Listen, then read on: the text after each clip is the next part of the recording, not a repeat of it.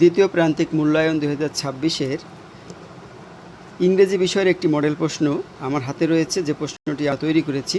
তো সেই প্রশ্নটি থেকে আজকে দ্বিতীয় প্রান্তিক মূল্যায়নের পরীক্ষা নিয়ে বিস্তারিত আলোচনা হবে। সম্মানিত অভিভাবক, বিক্রম অনলাইন একাডেমির পক্ষ থেকে স্বাগত জানাচ্ছি।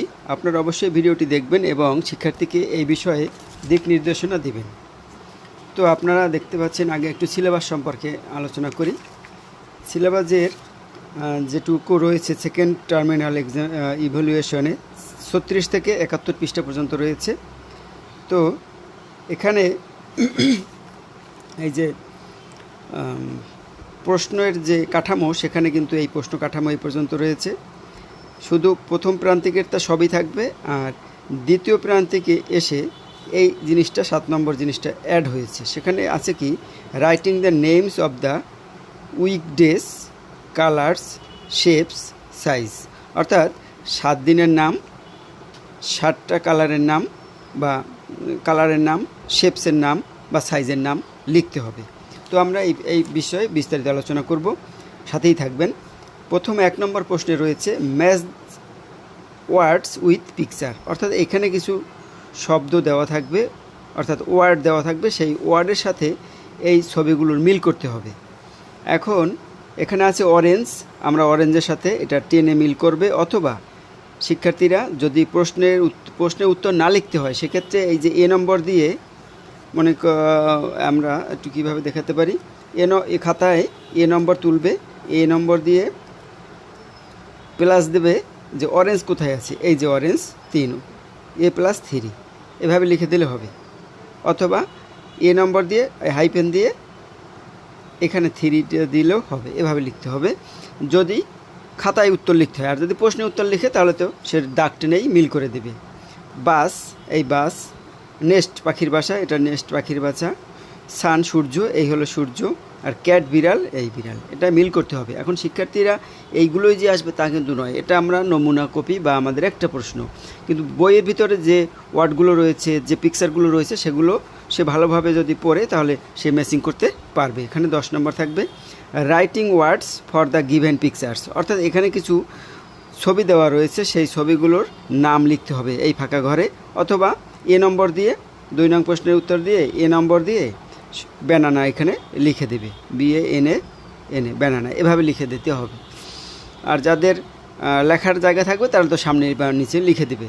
এখানে আছে ব্যানানা, এটা হচ্ছে প্লান্ট, এটা অরেঞ্জ, এটা ফ্যান, এখানে কাউ।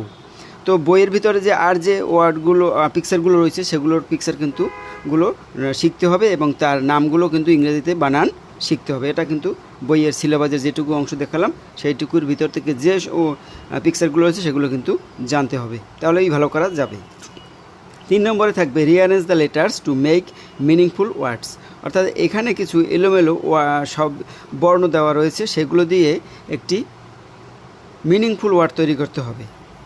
যেমন এইখানে একটা এই যে দেখা যাচ্ছে একটি দেওয়া রয়েছে MLSAL।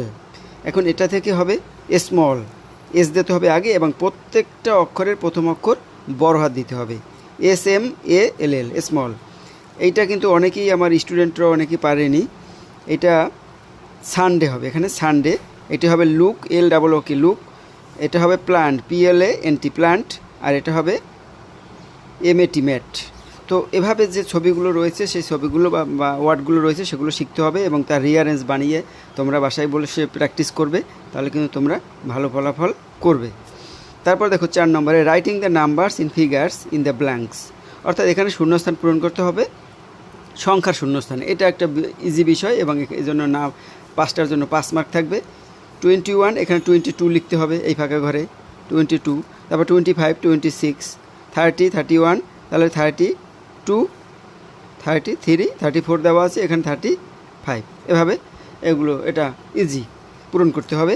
আর 5 নম্বরে রয়েছে writing the numbers in words. অর্থাৎ এগুলো কথায় লিখতে হবে, এবার বানানে লিখতে হবে। এই যে হচ্ছে 19, এটা তোমাদের 1 থেকে 30 পর্যন্ত তোমাদের কিন্তু শিখতে হবে, তাহলে তোমাদের কোথাও যেখান থেকেই আসুক তোমরা পারবে। এটা কিন্তু এই যে আমরা যে কটা দিচ্ছি এই কটা আসবে তা না, 1 থেকে 30 ভালো হয় 50 পর্যন্ত তোমরা যদি এগুলো শেখো তাহলে কিন্তু তোমাদের আর কোনো জায়গায় কোনো সমস্যা হবে না, তাহলে তোমাদের আর কোনো সন্দেহ থাকবে না।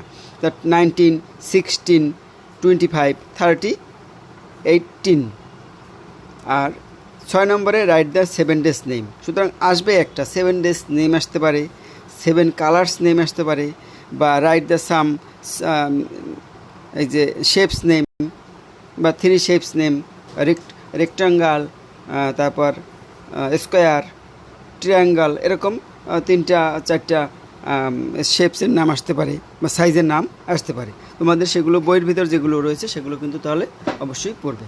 আশা করি তোমরা বুঝতে পেরেছো। ধন্যবাদ সবাইকে।